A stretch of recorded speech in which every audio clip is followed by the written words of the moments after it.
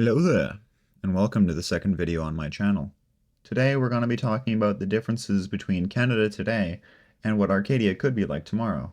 This video is meant to be a founder's vision for a civic renaissance, and it is made by me, Zach, the founder. What if the world we live in today isn't the best we can do? What if the systems we come to accept, housing markets, elections, even daily survival, could be reimagined?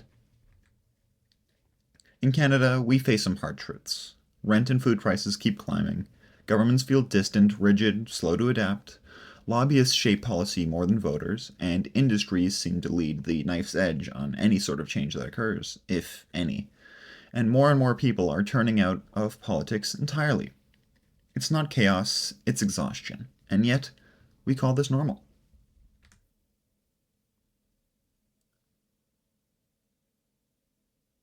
Is this really the best we can do?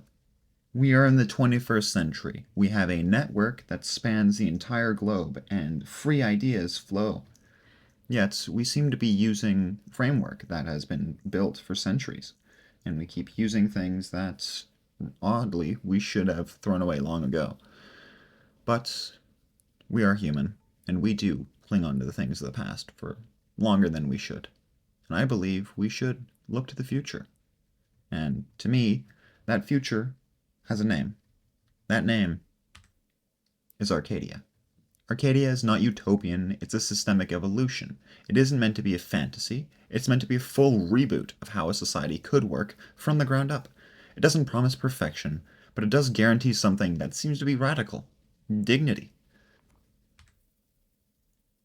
Arcadia is meant to run on three branches, with one being the Guardian Assembly, which protects stability and defense, the other being the Foundation Core, which guarantees your essential needs, housing, food, healthcare, and the Civic Concord, which gives you the tools you need to thrive, education, innovation, and digital freedom. No single branch can dominate, balance is built in, and the Civic Arbiter ensures they all work together well and the people's will is heard. In Arcadia, we have many core guarantees. One of the major ones being food, housing, and healthcare, all guaranteed. You will never lose your home to poverty, and you will never go without healthcare. You'll vote directly on laws every 2 years, and propose your own if you want. For civic credits, you have merit, not money. It is meant to be a system that picks people up, not pushes them down. It is meant to be purely positive reinforcement. For education, it is lifelong, free, and equal. Anyone can learn, and anyone can add. Only if they put in the work necessary. And your data? It'll always be yours, not sold, not watched. And the things that are there to watch, which there won't be many, will be wholly open source.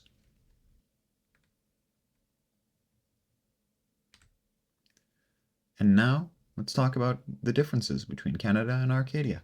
In Canada, you get a democracy, which is representative. You vote in who you want to make the decisions for you. And you only get to do that every 4 years. But in Arcadia, it is direct. You propose the ideas. You sell your vision. And everyone gets to vote and choose exactly what occurs. And that happens every 2 years. In transparency, in Canada, it's limited with slow disclosures and fully legal systems. But in Arcadia, it's much more systemic. Everyone needs to be able to see what's going on so that they can make the decisions necessary. And with full public CivicNet access, everyone can see whatever they need to. For the economy in Canada, it's one system, monetized survival, I'd like to call it, but there are many frameworks in place to ensure it is not that. But in Arcadia, there would be two systems. One system that is designed entirely to ensure the essentials of everyone is met, and then the other being a free market where innovation flows freely. And for privacy, in Canada, it's monetized data, with opaque algorithms obscuring exactly what's occurring with your data. But in Arcadia, you have full data sovereignty. You choose where your data goes, and the data that you get to see, all the algorithms are open source, so you can see exactly what happens with your data. Now, let us picture a day in Arcadia. You wake up in your home, you're never at risk of losing. You scroll CivicNet, read the news, vote on a local issue, maybe comment on a new law. Then you go to work. You work at your own pace. Not because you starve if you don't, but because you want to. You want to add to society. In the evening, you take a free course, propose a mandate, or just rest if you so choose. And you're not surviving. You're shaping the world you live in because you always know that your voice will be heard. But with this idea comes a great question. Is it even possible? And I'd like to say, yes, it is. Because every system was once imagined, from tribalism to feudalism to capitalism to even representative democracy. And so is foundationalism, which is the core of Arcadia, which means survival guaranteed across the board. And I believe that Arcadia is next, a system where no one falls below dignity and everyone has a say. But this isn't just a pitch, it's a prototype. Arcadia starts with a question: what if? So I invite you to share, comment, and critique to your heart's content. Since Arcadia starts with us all, I want to hear your voice. I need to hear it. Or else this will simply be a fringe idea at best.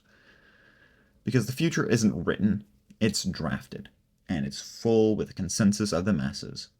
If you would like to see it in its entirety, you can look at the description. The full Constitution will be there. I thank you for your time, and I hope you have a wonderful day. Bye-bye now.